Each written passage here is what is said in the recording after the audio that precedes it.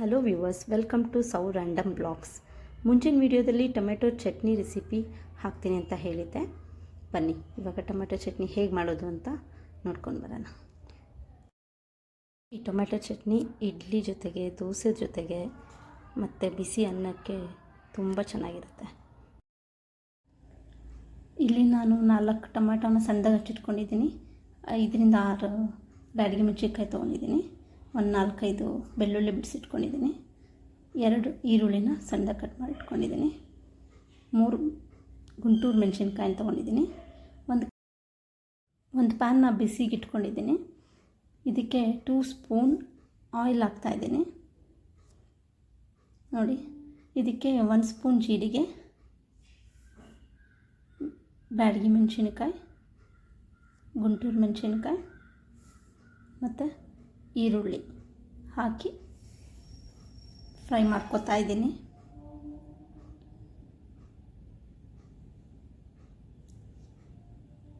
ಇದನ್ನೆಲ್ಲ ಫ್ರೈ ಮಾಡ್ಕೊತಾ ಇರಿ ಒಂದು 2 ನಿಮಿಷ. ತಿರುಗಿಸ್ಕೊಂಡು ಈ ಥರ ಫ್ರೈ ಮಾಡ್ಕೊಳ್ಳಿ. ಇದಕ್ಕೆ ಬೆಳ್ಳುಳ್ಳಿ ಸೇರಿಸ್ಕೋಬೇಕು. ಈಗ ಬೆಳ್ಳುಳ್ಳಿನೂ 2 ಮಿನಿಟ್ಸ್ ಫ್ರೈ ಮಾಡ್ಕೊಳ್ಳಿ.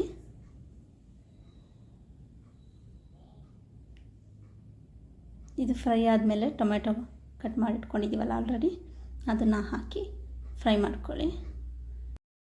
ನಾವು ಇದನ್ನು ಈಗಲೇ ಯಾಕೆ ಚೆನ್ನಾಗಿ ಫ್ರೈ ಮಾಡ್ಕೋಬೇಕು ಅಂದರೆ, ಇದನ್ನು ನಾವು ನೆಕ್ಸ್ಟ್ ಬೇಯಿಸೋಕ್ಕೆ ಹೋಗಲ್ಲ, ಜಸ್ಟ್ ರುಬ್ಕೋತೀವಿ. ಅದಕ್ಕೋಸ್ಕರ ಈ ಥರ ನೀಟಾಗಿ ಫ್ರೈ ಮಾಡ್ಕೋಬೇಕು. ನೋಡಿ, ಇದೆಲ್ಲ ಫ್ರೈ ಆದಮೇಲೆ ಸ್ವಲ್ಪ ಆರಕ್ಕೆ ಬಿಡಬೇಕು. ಡೈರೆಕ್ಟ್ ಮಿಕ್ಸಿಗೆ ಹಾಕಿ ರುಬ್ಬಾರ್ದು, ಬಿಸಿಲೇ. ಸೊ ಐ ಥಿಂಕ್ ಇದೆಲ್ಲ ಆರಿದೆ. ಈಗ ನಾವು ಒಂದು ಮಿಕ್ಸಿ ಜಾರ್ಗೆ ಇದನ್ನು ಹಾಕೋತಾ ಇದ್ದೀನಿ. ಟ್ರಾನ್ಸ್ಫರ್ ಮಾಡಿಕೊಂಡು ರುಬ್ಕೋಬೇಕು.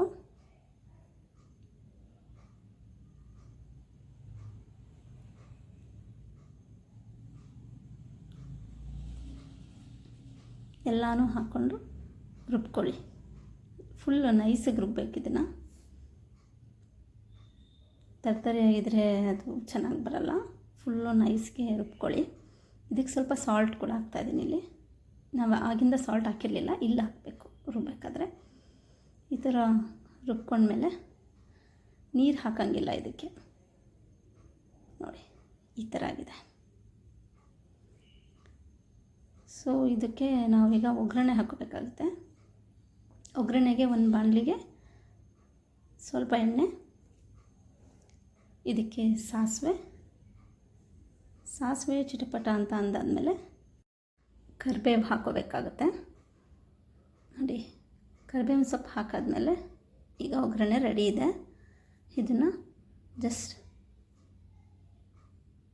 ನಾವು ರುಬ್ಬಿಟ್ಕೊಂಡಿರೋ ಚಟ್ನಿಗೆ ಹಾಕಿ